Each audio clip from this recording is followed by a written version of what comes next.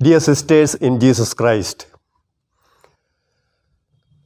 as we prepare to celebrate the feast of Saints Joachim and Anne, I would like to reflect today on the theme St.Anne, a woman of gratitude.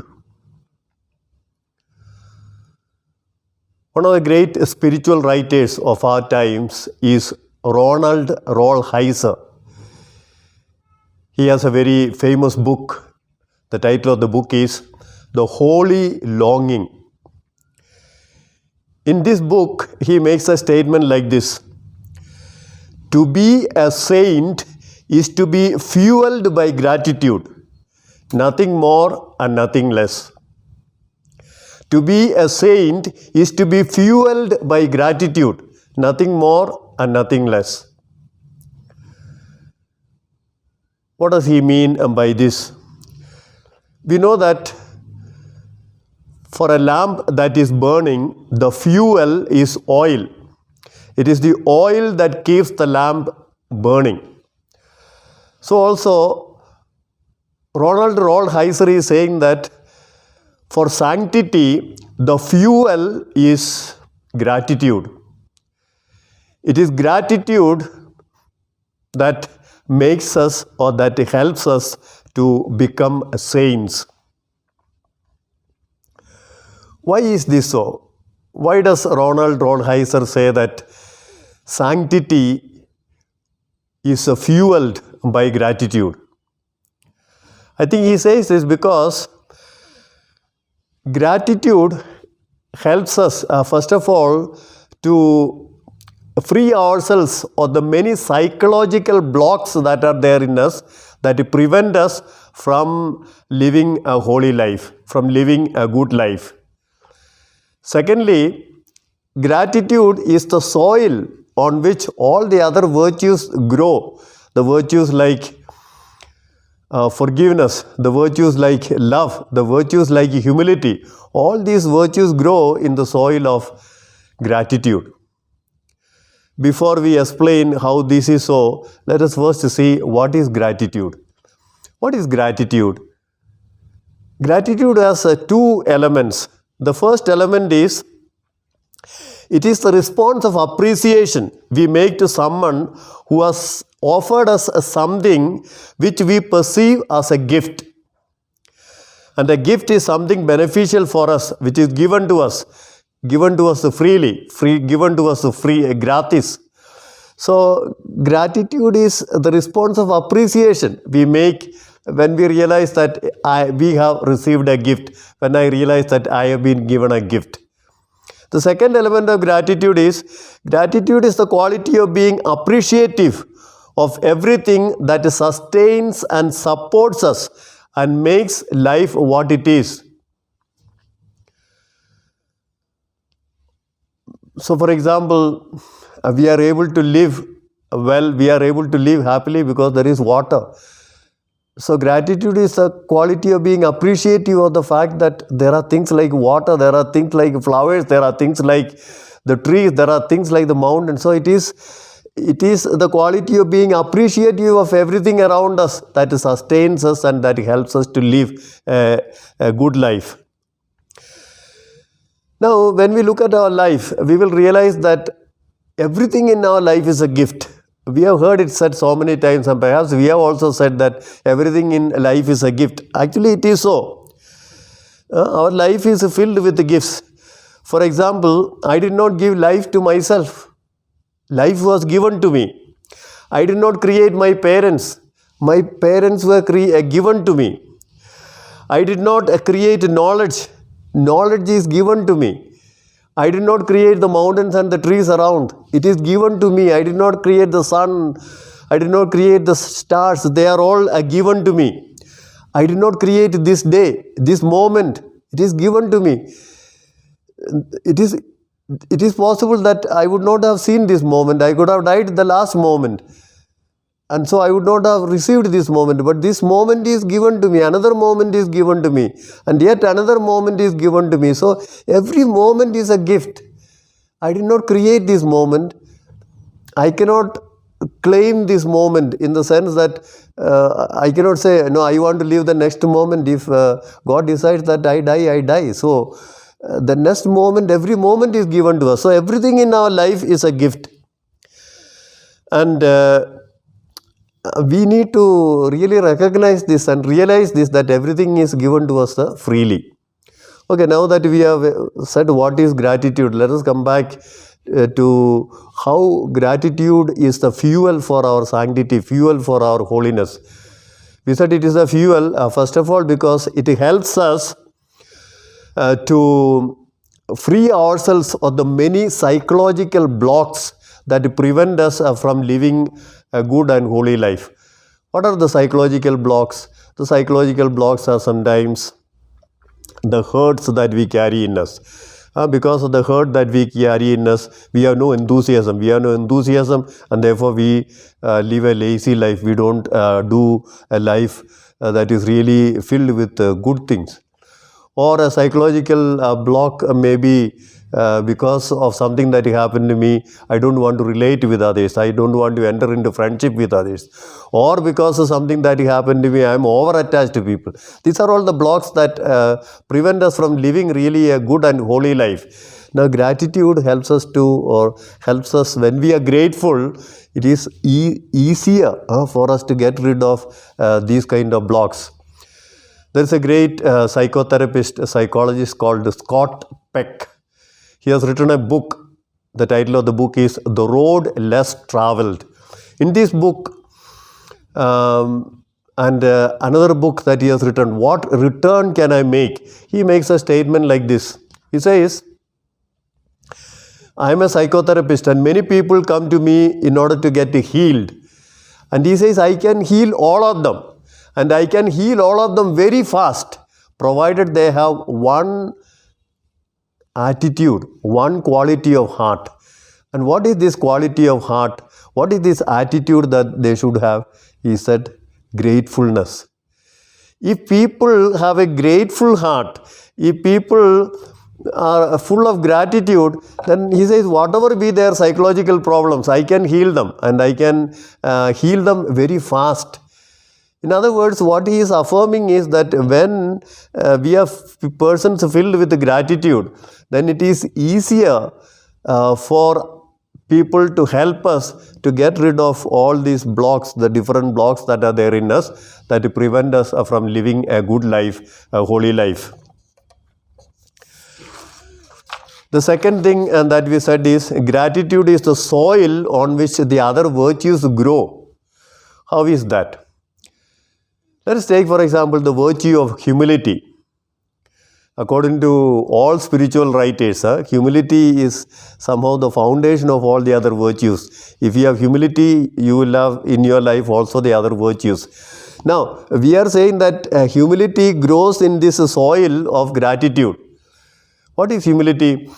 Humility is acknowledging and living the truth about myself in relation to God, in relation to others, and in relation to the world. It is acknowledging and living the truth about myself in relation to God, in relation to others, and in relation to the world. And what is this truth about myself in relation to God? The truth about myself in relationship to God is that I am a creature of God. I am dependent on God. I have received my life from God. What is the truth about myself in relation to others? The truth about myself in relation to others is that I exist because others exist. I grow because there are others who help me. When I was born into this world, if my father and mother were not there, if there was nobody to take care of me, I would have died. So my life is depending on others and my growth is depending on others. That is the truth about myself in relation to others. And what is the truth about myself in relation to the universe or the world? The truth about myself in relation to the world is that I am totally dependent on the world. In the sense that if there is no rice or if there is no wheat, I will have nothing to eat. I will not survive. If there is no air, I will not be able to breathe. I will not survive. If there is no water, I will not be able to live. So the truth about myself in relation to the world, the universe around us, is that I am totally dependent on this. So gratitude is acknowledging and living this reality that I am totally dependent. In other words, the truth about myself in relation to God, in relation to others, and in relation to the world is that I am a beneficiary. I am a receiver. I receive from God, from others, from the world. I benefit from God, from others, from the world. And when I receive that, when I realize that my life is totally that way, then naturally I will be grateful. I will acknowledge, yes, my life is dependent on this. I am grateful that all these are there around me. So the virtue of humility grows in the soil of gratitude. Let's take the other great virtue, love. What is love? A very simple description of love that all of us know is that love is wishing the good of the other and acting in order to promote that good. Love is wanting the good of the other and doing something in order to make that good flourish in the life of that person. Now, when I recognize that all what I am, on all what I have is from others, then naturally I will want them to grow. I will want them to flourish. Because if their flourishing is helpful for my growth, this is not selfishness. This is acknowledging a reality. Their flourishing is helpful for my growth. And their going down or their downfall is something that will hurt me. And therefore, naturally, I will want to promote their growth. That is love. Promoting the good of the other, promoting the growth of the other, not only because that will help me, but they are the ones who sustain me, so I am happy to see them grow. And that is love, reaching out to them and helping them and supporting them. Forgiveness. Ronald Rolheiser, about whom I spoke in the beginning, has another book called Wrestling with God, Fighting with God, Wrestling with God. In this book, he says, just as smoke follows fire, forgiveness follows gratitude. That is, where there is smoke, we know there is a fire. In the same way, he says, if there is gratitude, then there will also be forgiveness. Forgiveness will follow gratitude. Why is he saying this? He is saying this because he says, when our heart is filled with gratitude, when there is plenty of gratitude, energy, enthusiasm, goodness in our heart, then it becomes much more easier for us to forgive. If my heart is cold, if my heart is arid, if my heart is really unenthusiastic, heavy, in despair, then naturally I cannot reach out in forgiveness. But on the other hand, if my heart is filled with joy, filled with happiness, filled with gratitude, if my heart is filled with enthusiasm, then it is much easier for me to reach out in forgiveness. So like this, we can look at the different virtues and see how the soil in which these virtues really flourish, the soil in which these virtues really grow is gratitude. It is because gratitude is so very important that God requires gratitude from us. God asks for gratitude from us. In Psalm 50 verse 14, we are told, offer to God a sacrifice of thanksgiving. And the same Psalm 50 verse 23 says, those who bring thanksgiving as their sacrifice honor me. So how do I honor God? I honor God when I bring a sacrifice of thanksgiving, when I give thanks to God, when I offer thanksgiving. Okay, what has all this to do with St.Anne, the feast for which we are preparing? St.Anne certainly lived a holy life. And so, certainly, she must have expressed gratitude to God for all the little blessings that she had received in her daily life. And when towards the end of her life, in her old age, she received the greatest gift, the gift of a child. What other gift is greater than the gift of a child for a woman? So, when she received that greatest gift in her old age, her heart must have really spontaneously burst out in thanksgiving to God.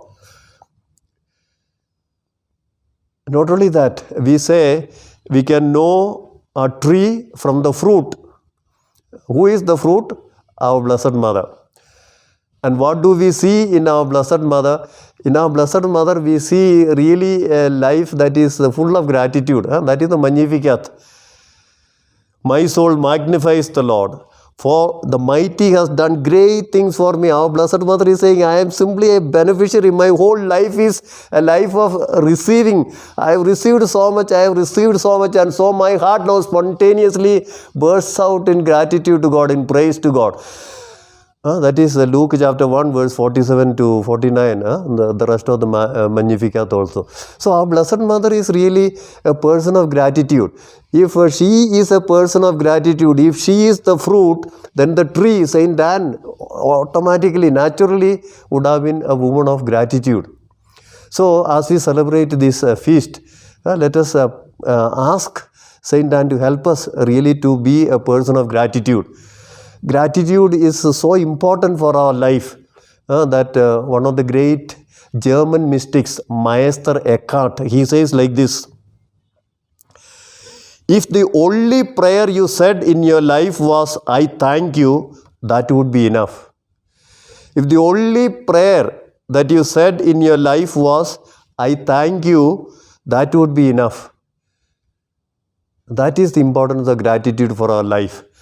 So let us pray St.Anne to make us really to have a grateful heart, and let us ask her help to help us to practice not only gratitude, not only thanksgiving, but thanks living.